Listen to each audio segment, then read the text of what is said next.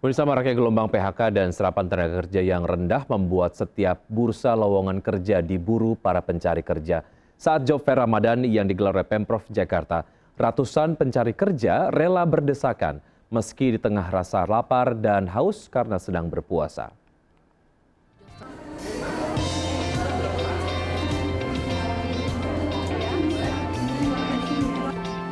Meski menahan lapar dan haus di bulan Ramadan, tak menyurutkan semangat ratusan pencari kerja. Sejak pagi mereka antri berjam-jam, dimulai dari pintu masuk Job Fair di Mall Tamrin City, Tanah Abang, Jakarta Pusat. Mereka berebut peruntungan 2.700 lowongan pekerjaan dari 40 perusahaan. Kegiatan ini digelar 2 hari di 5 wilayah di Jakarta secara bergantian. Pencari kerja lulusan SMA SMK mengaku kesulitan karena belum memiliki pengalaman kerja. harus memiliki pengalaman atau tingkat segituan lah untuk lulusan yang baru.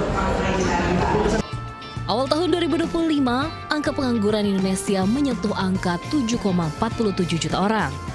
Untuk Jakarta, jumlah pengangguran mencapai 388.000 orang.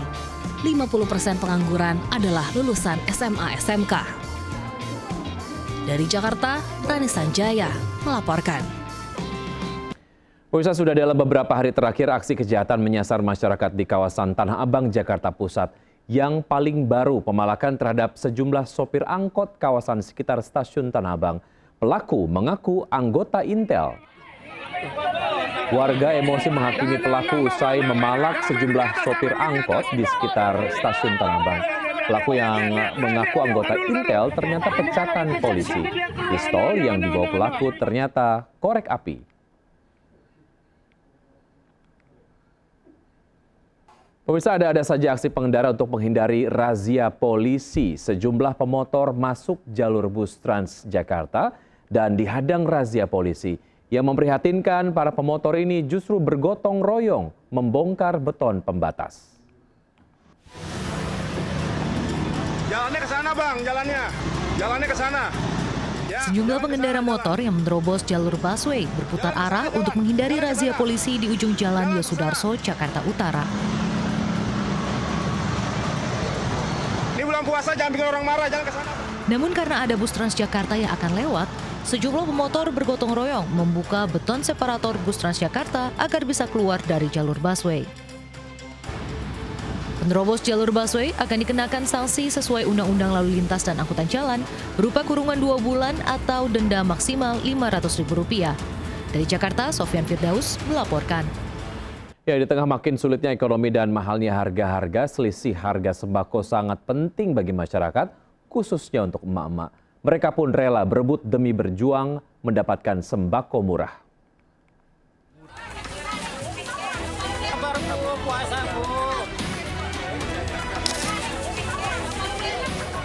Ratusan emak-emak di kota Cilegon, Banten ini berdesakan demi mendapatkan sembako murah dalam bazar di kantor Dinas Ketahanan Pangan dan Pertanian Kota Cilegon. Emak-emak ini bahkan sampai berebut untuk bisa membeli sembako murah seperti beras, minyak goreng, telur, dan cabai.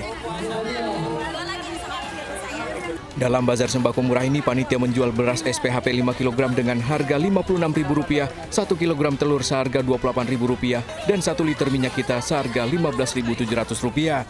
Lumayan sih buat para emak-emak ya.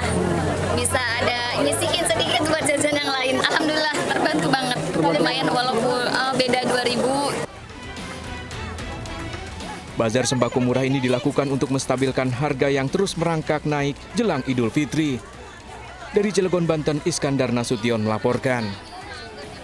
Praktik kecurangan minyak kita kembali terungkap saat sidak di pabrik minyak kita di Karawang, Jawa Barat didapati minyak kita kemasan 1 liter hanya diisi 750 ml dan dijual di atas harga eceran termurah.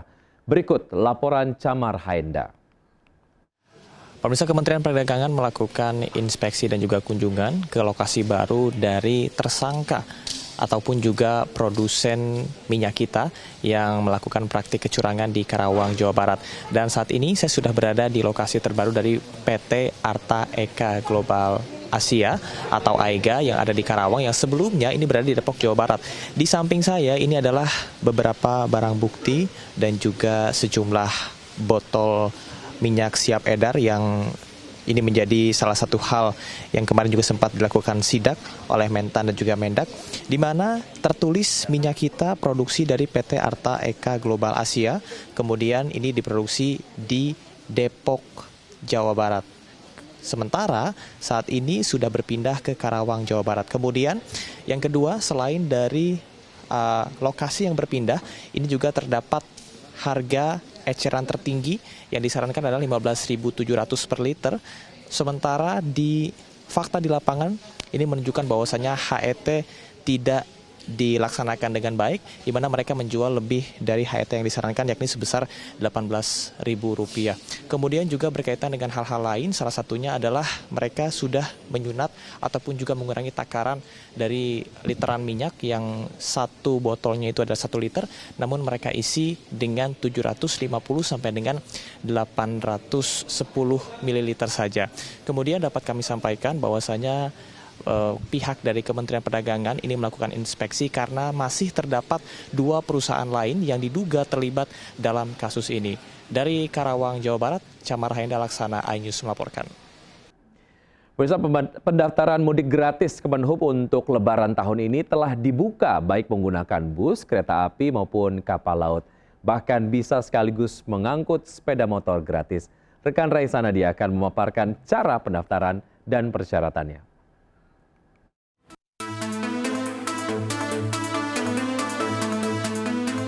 Pemirsa, ada kabar gembira bagi Anda yang ingin pulang ke kampung halaman Lebaran nanti. Program Mudik Gratis Kemenhub sudah dibuka sejak 10 Maret 2025. Selengkapnya lewat infografis berikut. Kementerian Perhubungan menyediakan kuota yang cukup banyak untuk mudik gratis. Untuk mudik menggunakan bus ada sekitar 21.000 lebih tempat duduk yang disediakan. Lalu untuk mudik menggunakan kapal laut ada sekitar 47.800 tempat duduk dan ada sekitar 16.900 tempat duduk yang tersedia dengan mudik menggunakan kereta api. Selain itu ada fasilitas tambahan berupa pengangkutan sepeda motor gratis menggunakan bus ataupun kereta api. Mudik gratis dengan bus, kapal laut, ataupun kereta api, Anda bisa mendaftar secara online di situs resmi Kemenhub di nusantara.kemenhub.go.id. Setelah mengakses platform, Anda harus mengisi formulir secara lengkap dan benar, lalu mengunggah dokumen-dokumen yang diperlukan. Setelah itu, Anda akan mendapatkan konfirmasi melalui email ataupun SMS. Jangan lupa cek status pendaftaran secara berkala ya.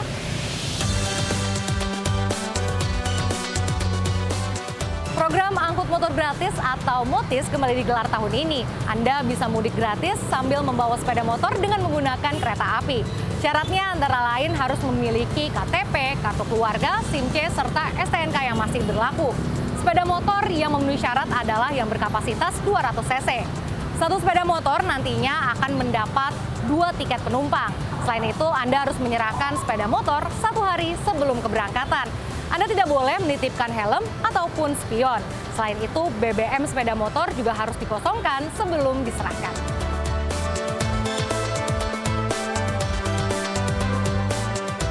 Destinasi mudik gratis tersebar di 31 kota di Pulau Jawa dan juga Sumatera, seperti Yogyakarta, Surabaya, Semarang, Lampung, dan Palembang. Mudik gratis ini bertujuan agar mengurangi kemacetan dan agar perjalanan mudik aman dan nyaman. Dari Jakarta, Raisa Nadia Laksana melaporkan. Jalannya ke sana, Bang, jalannya. Jalannya ke sana. Panik melihat razia polisi pengendara motor yang menerobos jalur busway berputar arah di Jalan Yosudarso, Jakarta Utara. Namun upaya kabur para pengendara ini terhalang bus Transjakarta. Para pelanggar ini bergotong royong membuka beton separator bus Transjakarta agar bisa keluar dari jalur busway. Mangkal di rel kereta Pekojan Tambora, belasan wanita pekerja seks terjaring razia pekat. Menghindari razia, sebagian wanita bersembunyi di warung. Para wanita yang terkait praktek prostitusi ini dibawa ke panti sosial Kedoya untuk pembinaan. Ratusan mama di Cilegon, Banten berdesakan berebut sembako murah. Emak-emak ini berburu beras, minyak goreng, telur, dan cabai yang dijual di bawah harga pasaran. Mantan Komisaris Utama Pertamina Basuki Cahayapurnama alias Ahok hari ini menjalani pemeriksaan di Kejaksaan Agung sebagai saksi dalam kasus dugaan korupsi tata kelola minyak mentah. Lalu akankah Ahok buka-bukaan sosok paling bertanggung jawab dalam kasus korupsi yang merugikan negara ribuan triliun rupiah ini?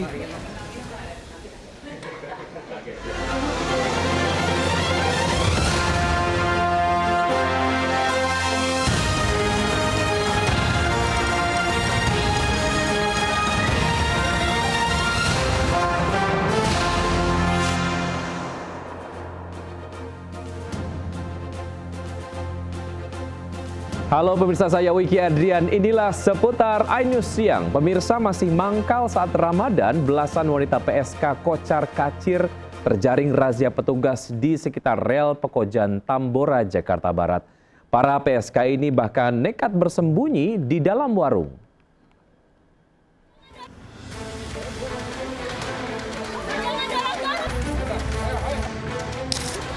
Puluhan orang ini berupaya kabur saat mengetahui adanya razia penyakit masyarakat yang digelar Satpol PP Jakarta Barat. Dari lokasi, 14 orang PSK terjaring bersama puluhan orang lainnya di sekitar rel Royal Pekojan Tambora, Jakarta Barat. Beberapa di antaranya didapati bersembunyi di dalam warung.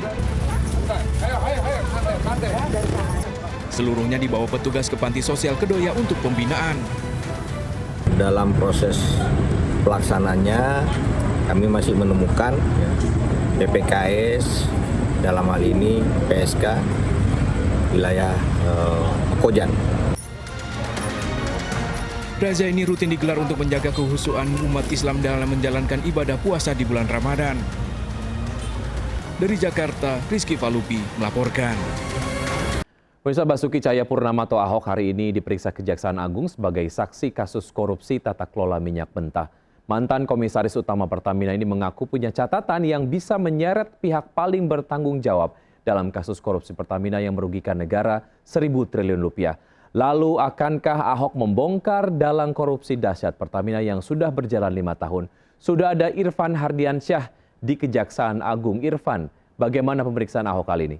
Dan juga pemirsa, dapat kami sampaikan bahwa hari ini Kejagung Republik Indonesia memanggil mantan Komisaris Utama dari PT Pertamina periode 2019-2024, yakni Basuki Cahayapurnama atau yang lebih dikenal dengan nama Ahok. Dan tentunya Ahok ini akan diperiksa terkait dengan kasus korupsi tata kelola minyak mentah dan produk kilang PT Pertamina Subholding dan kontrak kerjasama periode 2018-2023. Dan tadi sebelum Ahok memasuki ke gedung Kejagung ini, kami sempat melakukan wawancara di mana Ahok menyampaikan persiapannya untuk melakukan ataupun diperiksa pada hari ini. Ya, kita datang sebetulnya kan secara struktur kan itu kan Dewan Komisaris ya. Terus ada subholding. Tapi tentu saya sangat senang bisa membantu Kejaksaan kalau apa yang saya tahu akan saya sampaikan. Memang hari ini dijadwalkan memeriksa Ahok sebagai saksi. Dan tentunya pada hari kemarin juga, Rabu 13 Maret 2025, pihak Kejagung juga ini dari penyidik Jampitsus memeriksa 10 saksi lainnya, mulai dari yang bertugas di Kementerian SDM, kemudian juga PT Pertamina dan juga pihak swasta lainnya. Dan dari kasus ini juga pihak Kejagung ataupun penyidik ini telah menetapkan 9 tersangka. Wiki. Baik, terima kasih Agung atas informasi yang Anda sudah sampaikan. Selamat bertugas kembali Irfan dan kita. Pemirsa, Majelis Hakim menolak nota keberatan atau eksepsi mantan Menteri Perdagangan Thomas Lembong. Hakim menolak eksepsi Tom Lembong, sidang kasus dugaan korupsi impor gula itu lanjut ke tahap pembuktian. Hakim menyatakan surat dakwaan jaksa penuntut umum telah cermat dan lengkap. Hakim juga menyatakan dalil keberatan Tom masuk materi pokok perkara.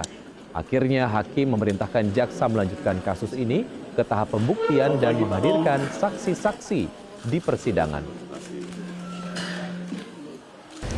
Kami tentunya menghormati putusan Majelis Hakim ya, atas eksepsi yang kami ajukan, dan saya pribadi sangat berterima kasih atas kesempatan yang diberikan, juga atas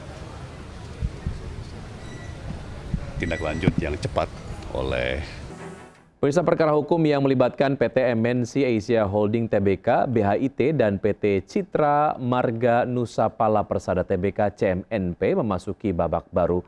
Kejadian yang terjadi tahun 1999 tersebut diduga kembali dan menyudutkan Haritanu Sudibyo dan PT MNC Asia Holding Tbk atau MNC Group.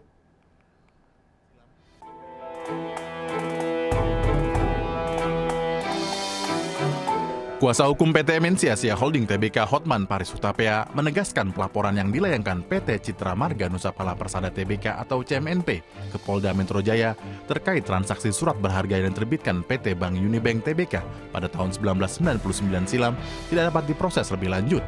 Lantaran perkara tersebut dari segi pidana sudah lama dan kadaluarsa. Apalagi menurut Hotman Paris, tidak ada satupun bukti bahwa PT Bakti Investama Tbk yang sekarang bernama PT MNC Asia Holding Tbk telah melakukan perbuatan tindak pidana pemalsuan terhadap CMNP. Sesudah dia kalah sampai PK, 17 tahun kemudian baru gugat Haritanu. Dari segi pidana pun sudah daluarsa karena tidak pidana ini 12 tahun daluarsanya. Dari segi perdata tidak ada tanggung jawab hukum apapun dari Haritanu maupun MNC karena MNC hanya arranger mempertemukan, habis itu selanjutnya semua transaksi dilakukan oleh CMNP dengan Unibank, termasuk semua ini, pembayaran ada, transfer ke rekening dia ada. Dalam kesempatan ini, Hotman Paris juga menunjukkan seluruh bukti keterlibatan PT MNC Asia Holding Tbk yang hanya terlibat di awal transaksi sebagai arranger atau perantara, sehingga isu penggelapan dan penipuan yang disasarkan kepada kliennya merupakan fitnah yang tak berdasar.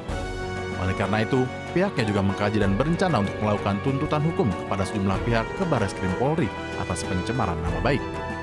Tim Liputan iNews melaporkan.